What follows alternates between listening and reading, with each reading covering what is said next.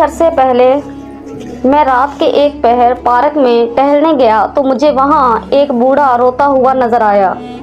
میں نوکری کی وجہ سے اکیلا رہتا تھا تو رات کو نیند نہ آنے کی وجہ سے باہر چہل قدمی کے لیے نکل آتا۔ نہ جانے ایسا کیا تھا کہ میں بوڑھے کی طرف متوجہ ہوا۔ دوسرے دن بھی بوڑھے کو اسی جگہ روتا دیکھا۔ تیسرے دن بھی جب لگاتار یہی سلسلہ مجھے بار بار ہر رات نظر آیا تو میں ایک رات اس بوڑھے کے پاس بینچ پر بیٹھ گیا۔ بوڑھا کچھ چونکا اور سنبھل کر بیٹھ گیا۔ سلام کے بعد میں نے اس سے اس طرح روز ویران سڑک کے کنارے رونے کی وجہ پوچھی تو وہ ٹال گئے، لیکن میں بات تو انہوں نے کہنا شروع کیا، بیٹا جب ضمیر جاگتا ہے تو انسان نہیں سو پاتا۔ میں نے بوڑھے کے چہرے کی طرف دیکھا، وہاں بے سکونی کے علاوہ کچھ نہ تھا۔ میں نے حوصلہ دیتے ہوئے کہا، مجھے بتائیے، مجھے آپ کی حالت طرح طرح کی سوچ میں مبتلا کر رہی ہے۔ بوڑھا بولا، میں فرحان علی ہوں، فرحان فین فیکٹری کا مالک۔ اب تو مجھے اور بھی حیرت کا جھٹکا لگا، کیونکہ فرحان فیکٹری پورے شہر میں ایمانداری اور پائیداری کی ضامن تھی، لیکن مالک آج میرے سامنے اس حالت میں بیٹھا تھا۔ مجھے حیرت ہوئی۔ بوڑھے نے خود پر میری نظریں دیکھی تو بولا، 30 سال پہلے میں رکشہ چلاتا تھا۔ میں ایک غریب گھر میں پیدا ہوا جہاں جوانی نہیں بڑھاپا آتا ہے۔ ایک دن میرے رکشے میں ایک بوڑھا آدمی بیٹھا جو بہت جلدی میں لگ رہا تھا اور کچھ پریشان بھی تھا۔ میں نے غور کیا تو بڑے میاں نے بغل میں ایک تھیلی دبا رکھی تھی۔ میرے پوچھنے پر، بڑے میاں سب خیریت تو ہے؟ وہ بولے، بیٹا بیٹی کی شادی ہے، سسرال والوں نے عین موقع پر پیسوں کی مانگ کر دی ہے، بینک سے ادھار لے کر جا رہا ہوں۔ میں خاموشی سے سنتا رہا۔ کچھ دور جا کر بڑے میاں مجھے کرایہ دے کر رکشے سے اتر گئے۔ میں نے رکشہ لے کر تھوڑی ہی دور گیا تھا کہ میری نظر اس تھیلی پر پڑی۔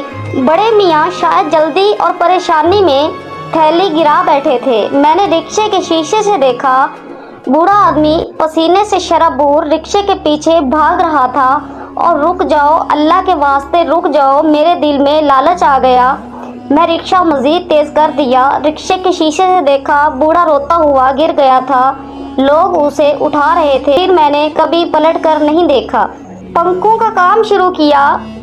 شاید اللہ مجھے آزما رہا تھا۔ میری فیکٹری نے بہت ترقی کی، میرا ایک نام بن گیا، فرحان فیکٹری۔ بوڑھا خاموش ہوا تو میں نے اضطراب سے دیکھا، وہ چشمہ اتار کر آنسو صاف کر رہا تھا۔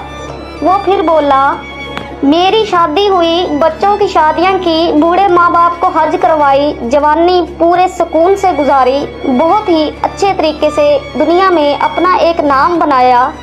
سال پہلے جب میں اپنے عالی شان بنگلے میں سو رہا تھا تو اچانک مجھے رک جاؤ، خدا کے لیے رک جاؤ کی آوازیں سنائی دی۔ ایک سیکنڈ نہیں لگا مجھے وہ آواز پہچاننے میں بے سکون ہو کر باہر نکلا۔ گھنٹوں سڑکوں پر پاگلوں کی طرح بھاگتا رہا کہ شاید وہ بوڑھا کہیں مل جائے تو میں اسے فیکٹری سمیت سب چیزیں دے دوں، لیکن وہ کہیں نہیں ملا۔ واپس گھر آ کر میں سوچنے لگا کہ کیا بنا ہوگا، اس بڑے میاں کی بیٹی کی شادی ٹوٹ گئی ہوگی، بڑے میاں پر کیا قیامت ٹوٹی ہوگی، وہ زندہ بھی ہوں گے کہ نہیں۔ میں صبح اس جگہ گیا، وہاں کا منظر بہت ہی بدل چکا تھا، نہ وہ جگہ پہلے جیسی تھی، نہ وہ لوگ پہلے جیسے تھے، سب کچھ بدلا ہوا تھا۔ یہ درد میں کسی کو بتا نہیں سکتا، کیونکہ میرا گناہ بہت بڑا ہے اور میں نہیں جانتا کہ اس کا ازالہ بھی ممکن ہے کہ نہیں۔ سال ہو گیا میں سو نہیں پاتا، آنکھ لگتے ہی رک جاؤ، اللہ کے واسطے رک جاؤ کی آواز سنائی دیتی ہے اور میں گھبراہٹ کے عالم میں عالی شان بنگلہ چھوڑ کر اس ویران جگہ آ بیٹھتا ہوں۔ یہ کہہ کر بوڑھا پھوٹ پھوٹ کر رونے لگا، جبکہ میں یہ سوچ رہا تھا کہ انسان کتنا خود غرض ہے، وہ گناہ بھی اپنے مطلب کے لیے کرتا ہے اور معافی کا طلبگار بھی اپنے سکون کے لیے ہوتا ہے۔